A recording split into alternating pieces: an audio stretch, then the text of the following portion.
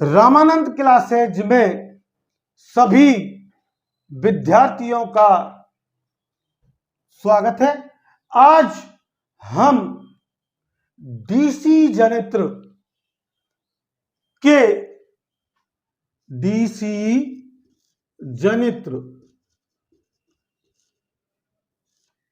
के जो आपने पिछले वीडियो में भाग देखे थे उनसे आगे हम चलते हैं और देखते हैं कि डीसी जनित्र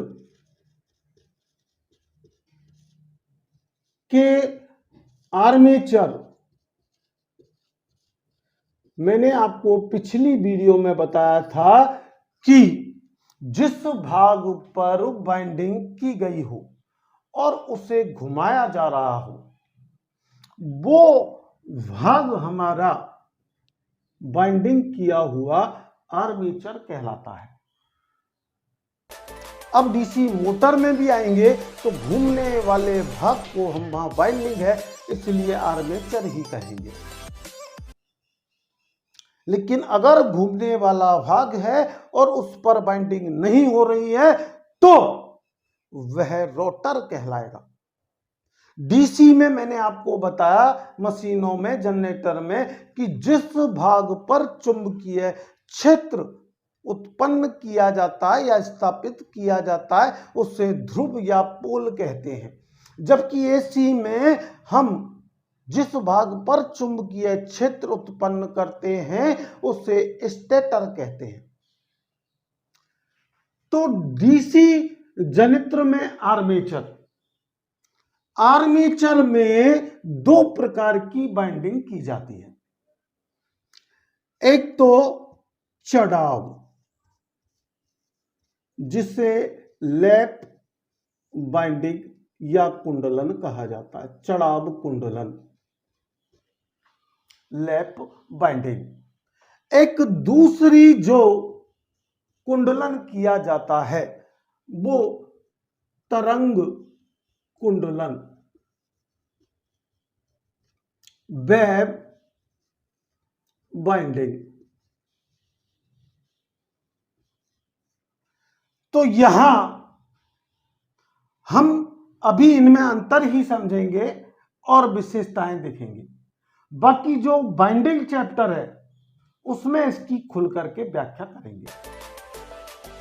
तो चढ़ाव कुंडलन में जितने ध्रुव होते हैं, जितने पोल होते हैं, उतने ही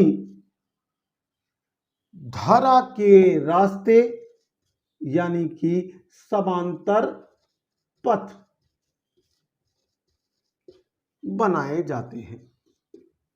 जबकि तरंग कुंडलन में पोल चाहे कितने भी हो, धारा के रास्ते या समांतर पथों की संख्या केवल 2 होती है। अब दूसरी जो इसकी है विशेषता कि लैप बाइंडिंग में यानी चढ़ाव कुंडलन में बुशों की संख्या ध्रुवों की संख्या के बराबर होती है। बुशों की संख्या ध्रुवों की संख्या के बराबर रखी जाती है, यानी पोलों के बराबर बुशों की संख्या होती है। जबकि पोल कितने भी हो, बुश आपके वेव बाइंडिंग में केवल 2 होते हैं क्योंकि 2 ही धारा लाने ले जाने के रास्ते होते हैं। तीसरा जो आपका अहम अंतर है, डिफरेंस है, वो ये है कि इस कुंडलन का प्रयोग हम निम्न वोल्टता व उच्च धारिता के लिए करते हैं, लो वोल्टेज और हाई करंट के लिए प्रयोग करते हैं। जबकि वेव बाइंडिंग का प्रयोग हम उच्च वोल्टता यानी हाई वोल्टेज और निम्न धारा धारिता यानी कि लो करंट कैपेसिटी के लिए करते हैं। तो आर्मेचर में डीसी मशीन चाहे मोटर हो चाहे जनरेटर हो, उसमें कितने कुंडलन किए जा सकते हैं? 2। एक चढ़ाव कुंडलन, एक तरंग कुंडलन। अब कुंडलन के बाद जो डीसी जनित्र के आर्मेचर में के सिरों पर जो ईएमएफ उत्पन्न होता है, उस ईएमएफ की गणना या जनित वोल्टता की गणना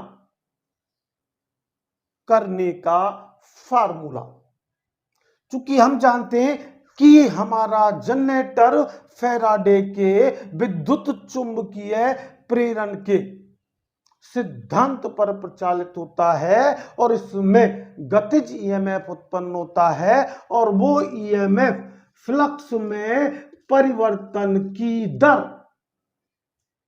के बराबर या समानुपाती होता है।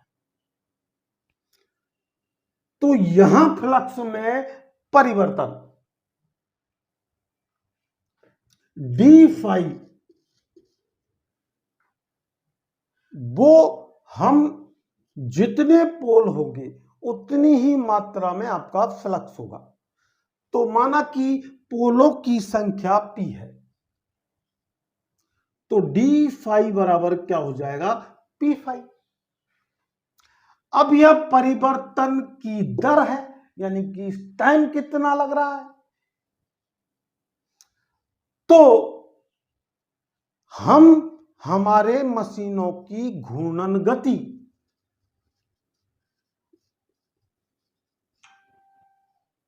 वो आरपीएम में व्यक्त करते हैं, रेवोल्यूशन पर मिनट में, घूर्णन प्रति मिनट में। तो यहां प्रति फेरा यानी एक चालक में जो ईएमएफ है, तो वो आपका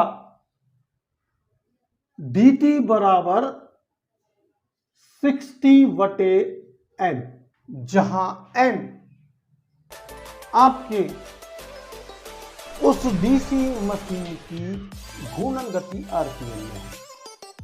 तो अगर यहां मान रखें तो ये हो जाएगा P फाई 60/n। अगर आप ऊपर ले जाते हैं तो P फाई n/60। लेकिन अभी मैंने कहा कि आर्मेचर में कई चालक होते हैं, तो माना कि हमारे एक डीसी मशीन में चालकों की संख्या Z है, तो ये तो केवल एक चालक का था, तो Z चालक हो तो क्या हो जाएगा आपका ईएमएफ? P phi NZ। अब उन चालकों में भी 2 प्रकार की बाइंडिंग होती है, एक लैप और एक वेब। तो उसी हिसाब से हम ये मान लेते हैं कि समांतर पथों की संख्या को हम ए से डोनेट या रिप्रेजेंट कर रहे हैं। तो P phi NZ 60 into A हो जाएगा। तो एक संपूर्ण आर्मेचर में एक चक्र में या जितने भी वो चक्र घूमेगा उसमें जनित ईएमएफ की गणना करने का आप फार्मूला क्या काम मिलेंगे? P phi ZN A into 60। ये आपका एक जनरेटर में उत्पन्न ईएमएफ ज्ञात करने का फार्मूला हो गया। अब आपको पोलों की संख्या दी है प्रति ध्रुव। देखिए पोलों की संख्या, अब जो फ्लक्स है वो आपको वेबर में होगा, कभी कभी आपको न्यूमेरिकल्स में मिली वेबर में दे दिया जाता है, तो आपको वो वेबर में बदलना है। जेड चालकों की संख्या है, कभी कभी प्रति खांचा चालकों की संख्या दे देता है और खांचों की संख्या दे देता है। तो फिर जेड आप कैलकुलेट जो करेंगे वो कैसे करेंगे कि खांचों की संख्या इनटू प्रति खांचा चालक की संख्या।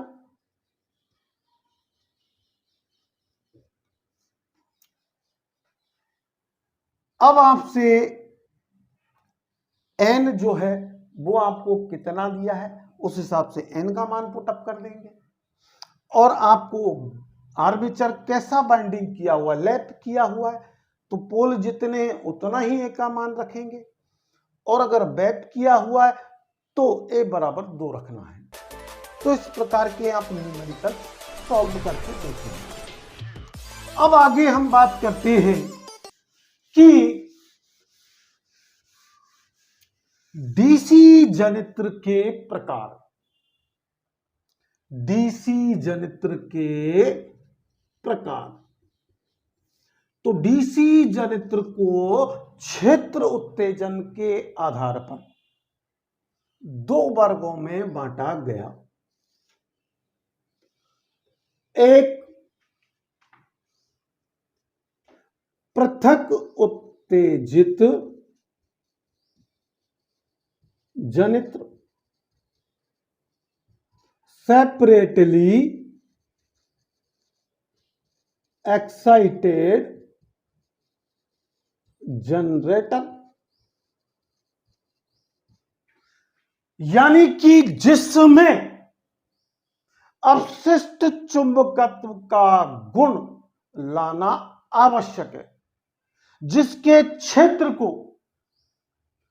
पृथक से डीसी सप्लाई दी जाती है एक नियत मान की। उस जनरेटर को हम सेपरेटली एक्साइटेड जनरेटर कहते हैं, पृथक उत्तेजित जनरेटर कहते हैं। इस जनरेटर में अवशिष्ट चुंबकत्व का गुण लाना अत्यंत आवश्यक है। रेटेड डीसी सप्लाई देते हैं। अब थोड़ा सा हम आगे जो है दूसरे जनरेटर पर जाने से पहले प्रकार के पर, जो है आपका स्व उत्तेजित जनित्र, सेल्फ एक्साइटेड जनरेटर। तो उस पर जाने से पहले हमारे BIS यानी ब्यूरो ऑफ इंडियन स्टैंडर्ड द्वारा जो भी कुंडलन प्रयुक्त किए जाएंगे उनके मानक टर्मिनल चिन्हांकन निर्धारित किए गए हैं। तो जैसे पृथक उत्तेजित बाइंडिंग है या क्षेत्र कुंडलन है तो उसके F1 और F2 मानक टर्मिनल चिन्हांकन किया गया है।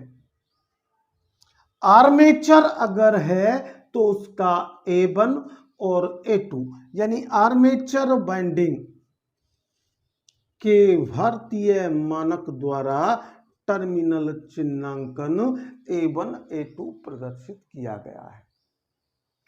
अब इसके बाद स्व उत्तेजित में जब हम जाएंगे तो श्रेणी कुंडलन पढ़ेंगे, जिससे मैंने टर्निंग बाइंडिंग पिछली वीडियो में बताया था, जिसमें मोटा गेज और कम टर्न होते हैं।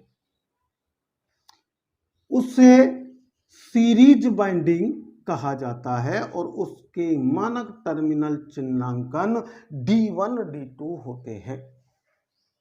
अब आर्मेचर के ये सीरीज में लगाई जाती है, इसलिए इसे श्रेणी कुंडलन कहा जाता है। ये आर्मेचर में इसको जो है क्षेत्र कुंडलन को अलग से डीसी सप्लाई दी जाती है, इसे क्षेत्र कुंडलन ही कहा जाता है। लेकिन अब स्व उत्तेजित में हम आर्मेचर के समांतर जो बाइंडिंग जोड़ते हैं, जिसका की विशेषता होती है पतला गेज और अधिक टर्न, उसे हम शंट बाइंडिंग कहते हैं, शंट कुंडलन कहते हैं। और इसके भारतीय मानक टर्मिनल चिन्हांकन E1 E2 होते हैं। अब देखिए, हमारा आर्मेचर जब घूमता है तो अपना स्वयं का चुंबकीय क्षेत्र बना लेता है और उसके कारण आर्मेचर रिएक्शन होती है। तो आर्मेचर प्रतिक्रिया प्रभाव को निरस्त करने के लिए या उसका निदान करने के लिए आर्मेचर के श्रेणी क्रम में एक बाइंडिंग जोड़ी जाती है, जिसे कंपेसेटिंग बाइंडिंग या भरपायक बेस्टन या निसरण कुंडलन के नाम से या प्रतिकारी कुंडलन के नाम से जानते हैं। और उसके भारतीय मानक टर्मिनल चिन्हांकन C1 C2 होते हैं। अंतिम जो है वो हमारे जनरेटर में एक दोष और भी होता है, वो आपका दिक् परिवर्तन यानी कम्यूटेशन होता है। तो उसके निदान के लिए भी हम आर्मेचर के श्रेणी क्रम में एक वाइंडिंग जोड़ते हैं, जिसको अंतरा ध्रुव कुंडलन कहते हैं, इंटरपोल बाइंडिंग कहते हैं। इस कुंडलन इस प्रकार डीसी जनित्र में, अब पृथक उत्तेजित जनित्र के टर्मिनल चिन्हांकन पूछ ले आपसे तो आप क्या कहेंगे? A1 A2 F1 F2। अब स्व उत्तेजित की बात करते हैं, जिसमें अवशिष्ट चुंबकत्व का गुण पहले से ही मौजूद हो, वो सेल्फ एक्साइटेड जनरेटर या स्व उत्तेजित जनरेटर कहलाता है। तो स्व उत्तेजित जनित्र तीन भागों में बांटे गए हैं। एक श्रेणी जनित्र, सीरीज जनरेटर,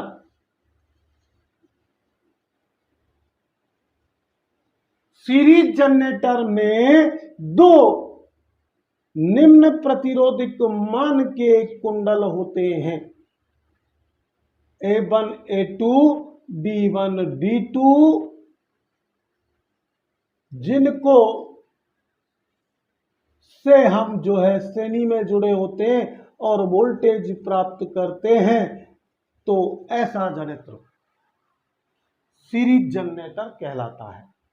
आर्मेचर प्रतिरोध के मान को पूछ लिया जाता है और आर्मेचर प्रतिरोध का मान आपका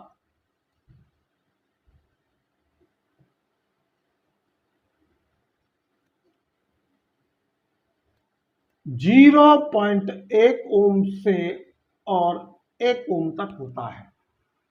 इसीलिए मैंने कहा, और श्रेणी कुंडलन का भी चूंकि कम टर्न होते हैं और मोटा गेज होता है, इसलिए ये भी बाइंडिंग निम्न प्रतिरोध वाली होती है। तो इसकी परिभाषा बन जाती है कि दो कुंडलनों वाला ऐसा जनित्र जिसमें दो निम्न प्रतिरोध वाले कुंडल हों और आंतरिक रूप से 4 टर्मिनल बॉक्स पर लाए गए हों, जिनकी धारा क्षमता एक समान हो, वो जनित्र सीरीज जनरेटर कहलाता है। इसके टर्मिनल चिन्हांकन A1 A2 और D1 D2 हो जाएंगे।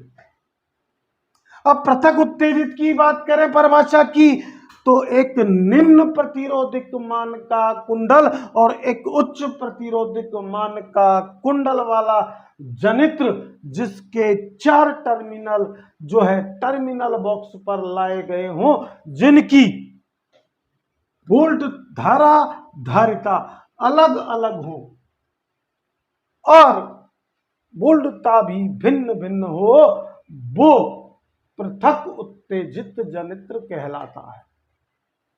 अब स्व उत्तेजित जनित्र में दूसरा जो प्रकार है वो ये है कि एक निम्न प्रतिरोधक मान का कुंडल आर्मेचर बाइंडिंग और उसके समांतर में एक उच्च प्रतिरोध के मान के कुंडल यानी शंट बाइंडिंग को जोड़ दिया जाता है और फिर वोल्टता प्राप्त की जाती है और जिसके टर्मिनल बॉक्स पर 4 टर्मिनलों को आंतरिक रूप से निकाला गया हो तो ऐसा जनरेटर आपका शंट जनरेटर कहलाता है, यानी शंट जनित्र कहलाता है। अब देखिए इसमें दोनों कुंडलनों की धराधारिता भिन्न भिन्न होती है। अब अगला जो अंतिम जनित्र है स्वउत्तेजित का प्रकार वो है यौगिक जनित्र, जिसे यौगिक भी कहते हैं और इंग्लिश में कहते हैं हम कंपाउंड जनरेटर। कंपाउंड जनरेटर तो इसमें 3 कुंडल होते हैं। कितने कुंडल होते हैं? 3 कुंडलन होते हैं। 3 कुंडलनों वाला ऐसा जनित्र जिसमें 2 निम्न प्रतिरोधक मान के कुंडल हो और एक उच्च प्रतिरोधक मान का कुंडल हो। तो 2 तो निम्न प्रतिरोध के हैं, एक आर्मेचर बाइंडिंग और एक श्रेणी बाइंडिंग, और एक उच्च प्रतिरोध का कुंडल है जो शंट बाइंडिंग। तो 3 बाइंडिंगों से मिलकर के और जो जनरेटर बना होता है और जिससे वोल्टेज प्राप्त की जाती है वो आपका यौगिक जनरेटर या कंपाउंड जनरेटर कहलाता है। अब इसके भी 2 प्रकार होते हैं। यदि आर्मेचर के समांतर में लगाई गई बाइंडिंग को लंबी दूरी तक ले जा करके और श्रेणी बाइंडिंग के अंतिम सिरे पर लॉक कर दिया गया हो तो ऐसा जनरेटर यौगिक जनरेटर कहलाता है। तो ऐसे जनरेटर को हम क्या कहते हैं? Long shunt compound generator. जो आपको इस फिगर में दिख रहा है वो लॉन्ग कंपाउंड ही है। अब लघु शंट यौगिक जनित्र, ऐसा जनित्र जिसमें आर्मेचर के समांतर में जो बाइंडिंग शंट बाइंडिंग होती है उसे लंबी दूरी तक न ले जा करके आर्मेचर के अंतिम सिरे पर लॉक कर दिया जाता है तो ऐसा जनरेटर यौगिक जनरेटर फिर आपका लघु शंट यौगिक जनरेटर यानी कि शॉर्ट शंट जनरेटर कहलाता है।